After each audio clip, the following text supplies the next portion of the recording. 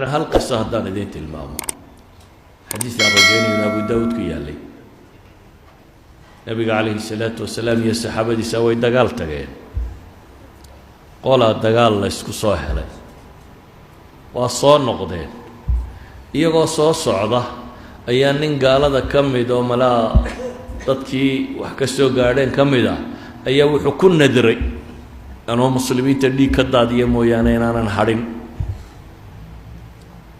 laakiin de waa nin quro raadca ah uma badheeri karo markaa wuxuu eeganayaa un cid dagan uun habeenkii muddaa la soo socday markii la seexanayay ayaa laba saxaabi la yidhi gaadh ka qabta idinku dabeetana dadkii uu iska seexday labadii nin ee gaadhka hayay ayaa midi kii kale ku yidhi waan yara laama doodayaaye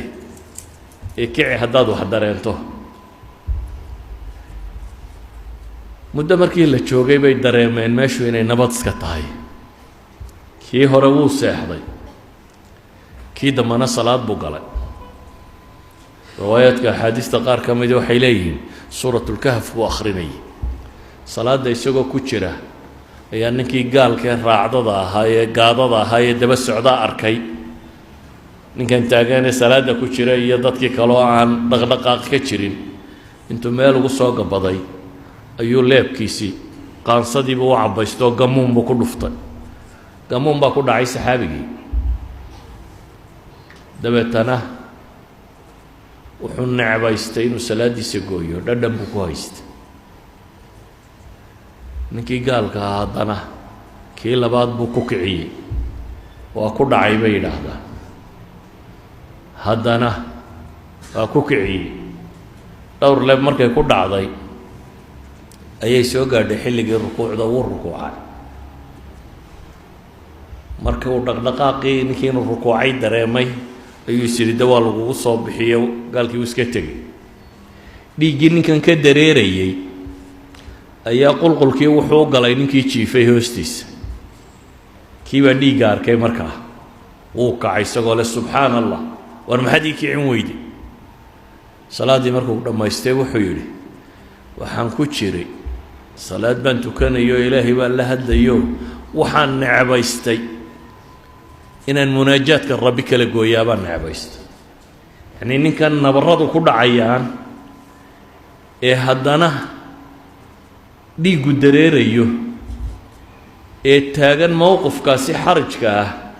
wuxuu dareemayaa iimaanka dhadhankuu ku haystaa kale macaan nabarradan ku dhacaya walidaalika waa bacdu salaf waxaa la sheegaa adin baa la yidhi baa lagaa qalayaa markaasay yidhahdeen bunji cab bunjigu waa bahladan la isku suuxiyo yacni bunjigaa cab waad suuxaysaa waad maandoorsoomaysaa markaasa qalitaanka lagu bilaabaya wuxuu yidhi oo caqliga ma tegsiiyaa markaasaa la yidhi haa caqligu wuu tegayaa markaasuu yidhi war bunji cabbi maayee salaad baan gelaya markaan salaada galo wixii idinka idiin muuqdo sameeya salaad buu xidhay bay yidhahdaan intuu salaadda ku jiraa la qala yacni salaaddaa uu galay dhadhanka iyo macaanka uu ku haystay daraaddeed baa waxaanu dareemaynin birta lagu jarayo xataa culimmadan sayniskee dambe waxyaabay tilmaamaan ay yidhaahdaan maskaxdeennu waxay soo daysaa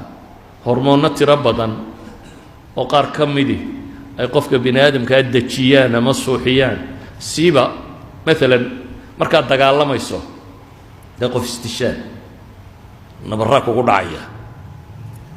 nabarradaa intaad dagaalka ku jirto oo dhan dareemi maysid hadhow marka laydinkala qabto aad fadhiisataa unbaa meel walba ku damqanaysaa oo halkan naa walba kiibaa igu dhuftay baad leedahay markaad dagaalamaysa maxaad ogaan weyday waxay dhahdaan hormoonnay maskaxdu soo daysaa marka ay qaabkaa galayso qofka dejiyo oo sakhraamiyo oo ilowsiiya nabarrada ku dhacaya waxay ugu badan yihiin bay dhahay maalan dumarku markay umulayaan umusha ilaahay baa ku dhaafiya oo lowla aanay hormoonnadaasi soo da-aynin haweenku inay umulaan way adkaan lahayd saa daraaddeed qofku cibaadada markuu dhadhankeeda helo sideeduu u degaa alaa bidikri illaahi tatma'inu lquluub baa ilaahay tilmaamaya warhooya ilaahay dikrigiisa iyo xuskiisa ayaa quluubta ku xasishaa. marka waxaan leenahay sida uu nebi moxamed sheegay calayhi الsalaatu wasalaam iimaanku dhadhan buu leeyahy daaqa طacma aliimaan. kanna waxaa la yidhi ثalaaثun man kuna saddex ninka ku jira wuxuu helayaa xalaawat اliimaan. xadiid kale dhadhan buu leeyahy buu yidhi. xadiidkanna wuxuu sheegay dhadhankaasi inuu macaan yahay. macaankaa waxaa helaya sifaadkaasi axaadiistu tilmaamayaan ee ay culimmadu inoo sharxi doonto ama xadiidkaasi kale ku yaalla man radya biاllahi rabban wabilislaami diina wabimuxamedin nabiya. waxaasoo dhan cagsigeeda waxaa la tilmaamayaa iimaan la-aantu inay cidhiidhi leeday. waman yacshu can dikri الraxmaani ilaahi subxaanah wa tacaala waa ka tilmaamaya waman yucrid cidda ka jeesata ilaahay dikrigiisa wuxuu helayaa maxay maciishatan danka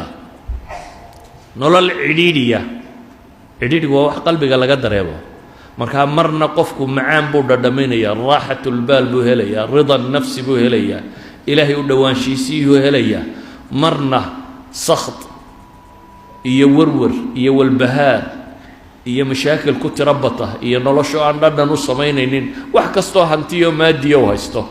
bini aadamku meeshuu raaxada ka dareemaa waxa gacanta ku jira maaha, waa waxa qalbiga ku jira.